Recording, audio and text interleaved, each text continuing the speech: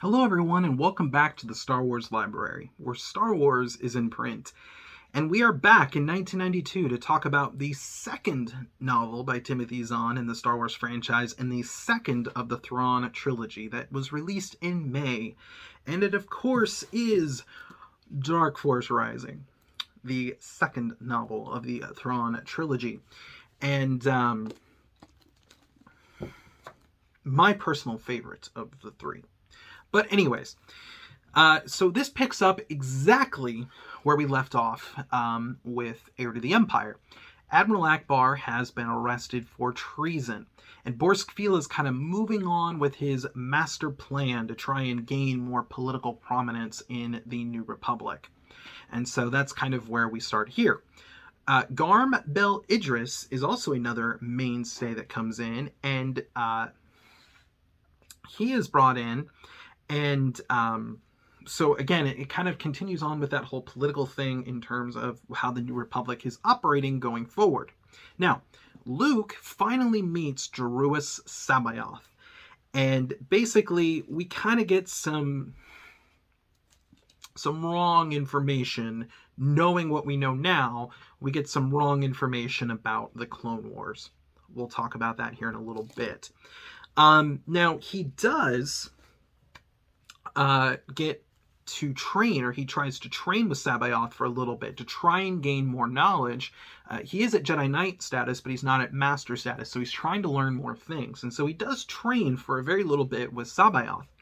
But he does get out thanks to Mara Jade. And in fact, folks, I just realized that I didn't talk about Mara Jade's whole story in Heir to the Empire. So let's talk about it here.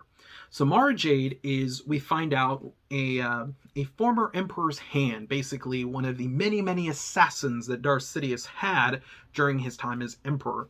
And so Mara Jade was very close to him. In fact, Mara Jade was the best of the Emperor's hands. And so she actually trained and did some stuff with Darth Vader a little bit. And so she's been doing that. When Palpatine dies in Return of the Jedi, he basically puts in her mind this last command from Palpatine, which is, you will kill Luke Skywalker.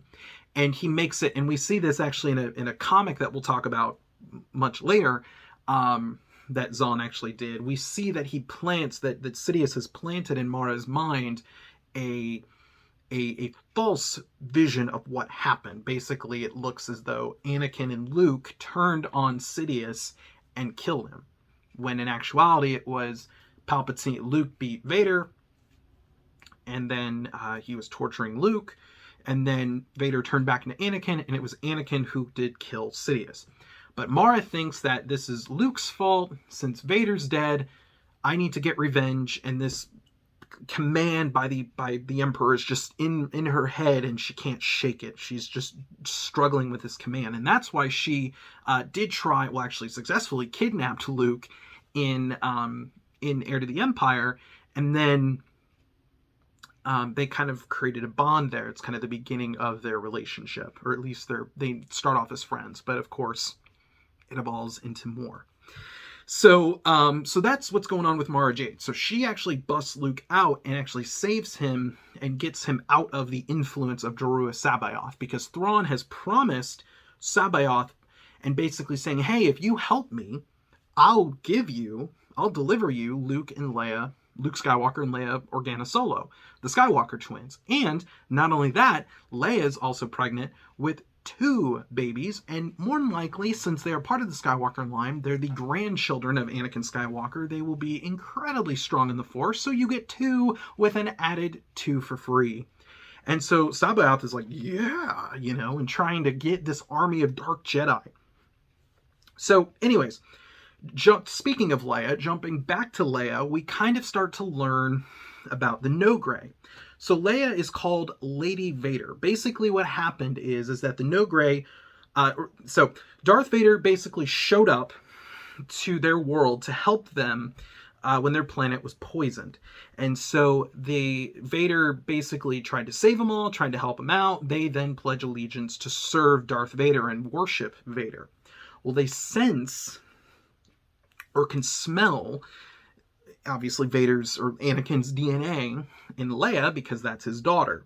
So they see her, and they give her the name Lady Vader, and they pledge to serve her because they serve Darth Vader, not the Empire.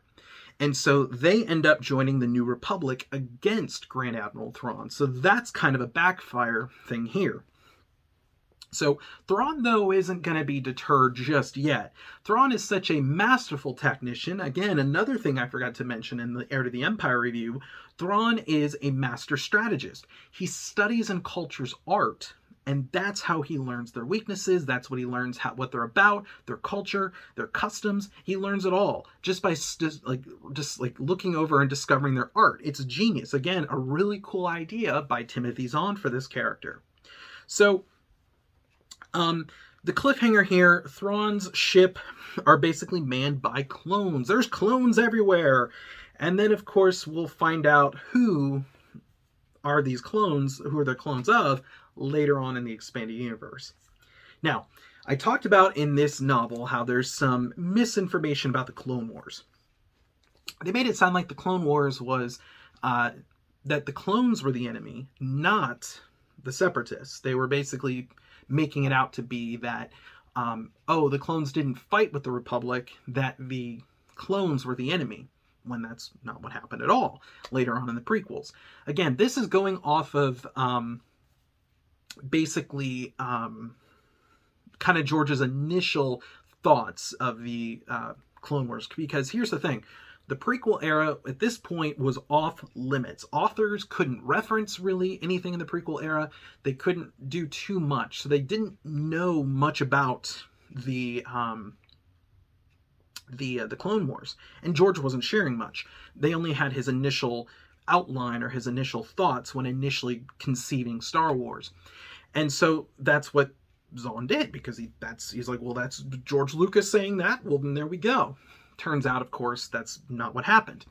Timothy Zahn actually did have a really cool retcon for this, and basically said, oh, no, actually, it was a Separatist sympathizer who was saying these things, and so he saw the clone troopers as the bad guys, and he saw the Separatists as the good guys.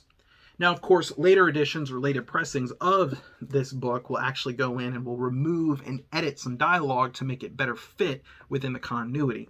But that's what Zahn said, and for me, that's what works there.